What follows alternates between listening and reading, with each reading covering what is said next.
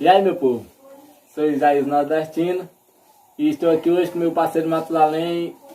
Viemos fazer um pouco de música aqui com o teclado que a gente arranjou. Ele não tem ritmo, não é profissional, é só para fazer um... Para iniciante, né? Para iniciante.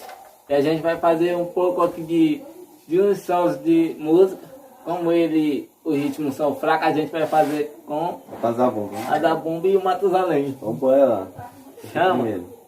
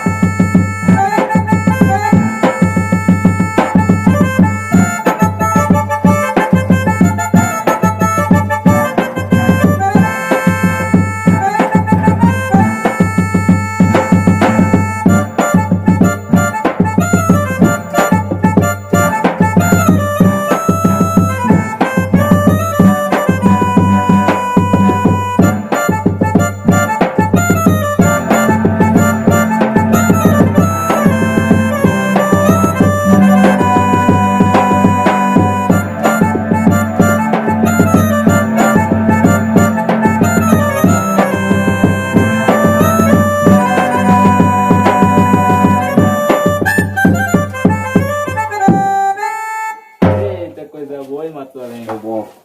É isso aí, gente. Foi só um pequeno vídeo para descontrair com meu parceiro Matusalém. Pois é. Depois de um pouquinho de trabalho ali que a gente já fez, a gente veio aqui e fez um sonzinho aqui para vocês. Pois é.